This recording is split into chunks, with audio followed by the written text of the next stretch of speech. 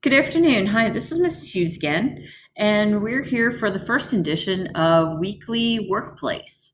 And what we're going to talk about today is something that everybody who works out there will eventually receive, and you all will work at some point in time. So, some of you have probably received these already, and some of you have not, but we're going to go over the Form W-2. We're going to talk about what it is, what's on it, and why do you care as a student what's on it. So for right now, I'm going to show you a little bit about what the W-2 looks like. I'm going to grab my hand here, and the hand will show you different parts of this W-2. And we're going to briefly go over this. We will take apart this a little bit further when we talk about some taxes and a little bit about everything else. So what we're going to start to talk about today is what is exactly this form and what does it look like. So I want to show you this. This form here is actually the W-2 form, and this shows the employer's name, address, employer number, if you can see here.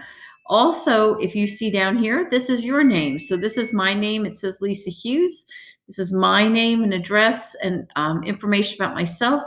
The other thing that's on here as well is the employee's social security number. Very important about this number, do not share this with anybody. So when you get these W-2 forms, they are yours and yours alone.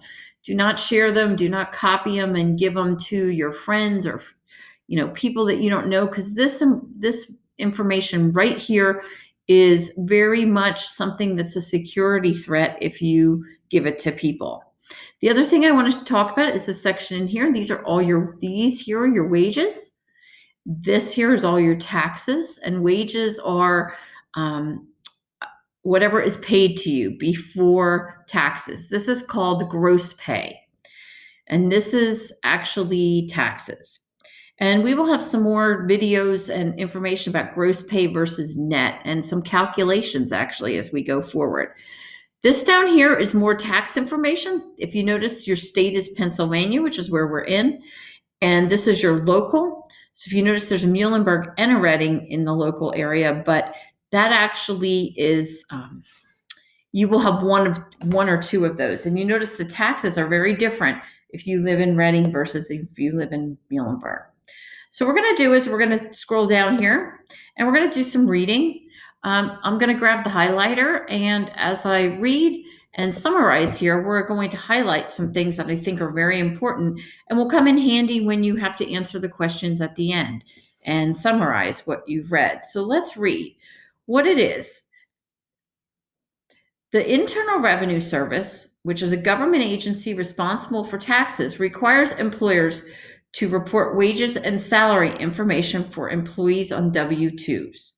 It is required to be available to you by January 31st for the prior year ending December 31st. First thing I want to talk about is prior year. That means you get this W-2 after the year ends.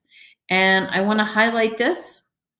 Internal Revenue Service, that's the government agency that actually creates the W-2s that you get from the employer. So it actually creates a form, not necessarily what's on it. The employer puts what's on it. So let's go to the next box, and I have what's on it. So what's on that W-2? And you notice I have a student and parent.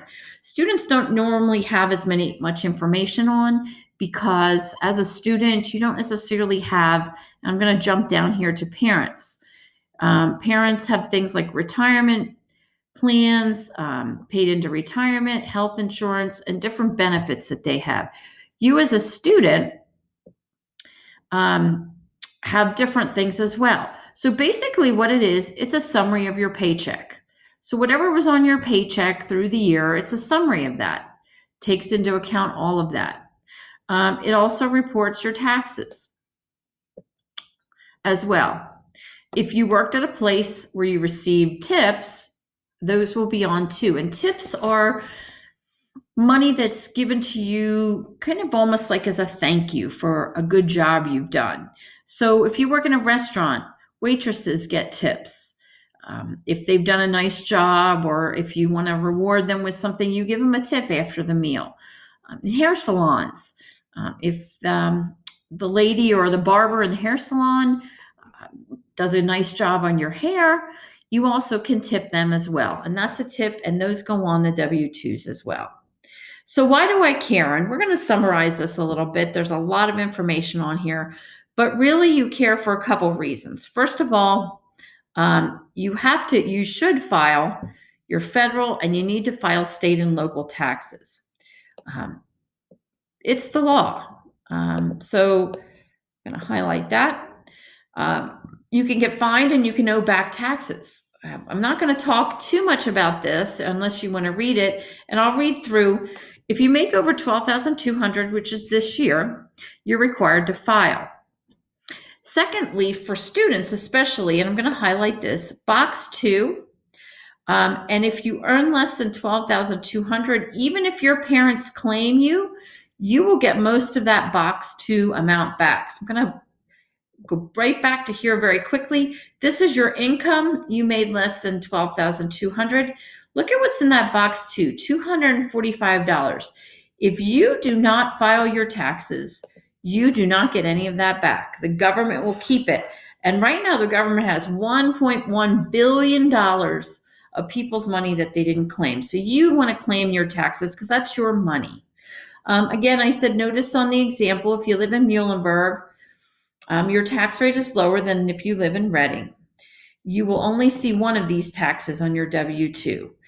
And the last thing I want to highlight is you should file also because you're a responsible employee and a citizen of the United States. And it's very important that you file your taxes, because I will talk a little bit about in other videos what those taxes mean and what they go for, because many people don't know that.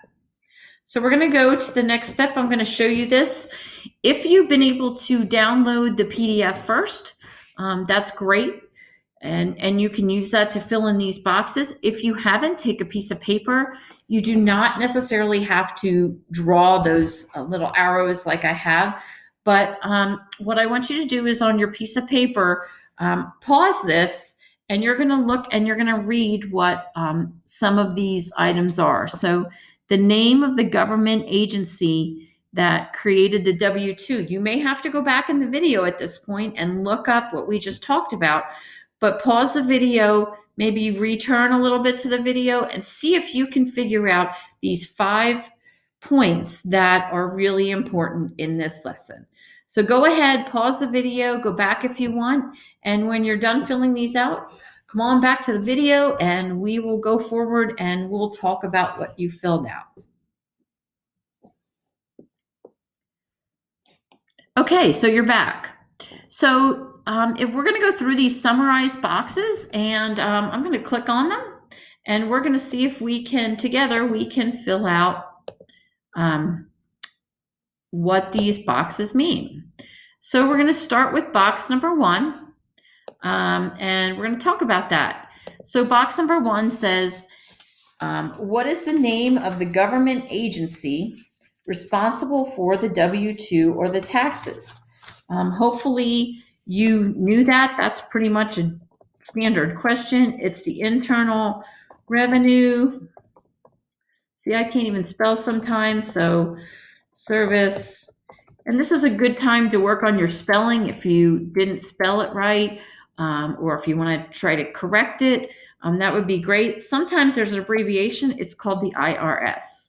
Parents might know it. And the abbreviation is also fine to use as well. So the next question here on your paper is what's required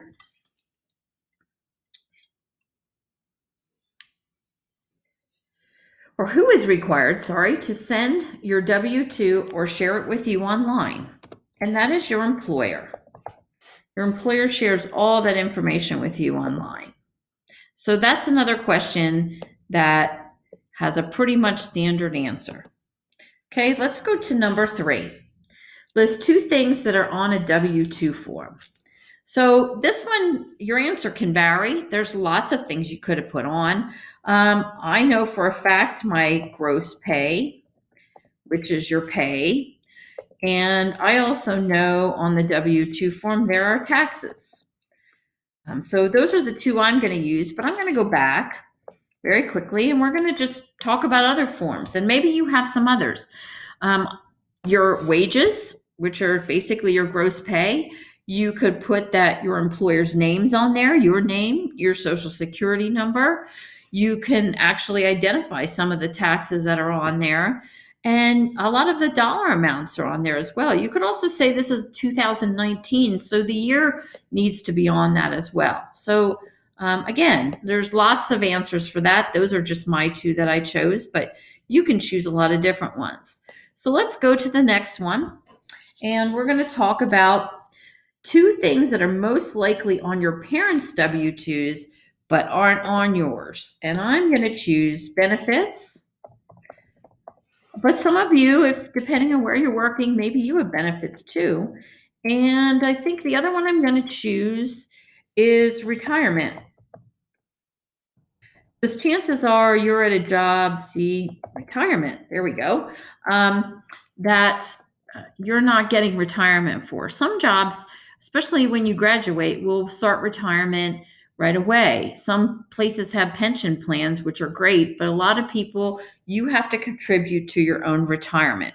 And that will eventually change your gross pay. But for you, it probably doesn't matter that much. So the last thing is, why should I care about W 2s? So I'm going to, again, and here your answers could vary as well. I'm going to say because I want my box to taxes back. Hey, if I can get money, I want money. And the last thing I'm going to say is because I want to be a responsible employee. And the bottom there. So that's another good reason. But again, there are other good reasons. Well, you don't want to get fined. You want to, it's the law. So whatever, again, those can vary. Those are just my choices. So if you want to see, I'll just put on here the last part of my discussion is an answer key of different things that I felt were important. But again, especially for number 3, what's on a W-2 form for most students, you can choose whatever you want to put on there. There your answers can vary. So this is my first installment of Weekly Workplace, and I hope you enjoyed it and have a great day.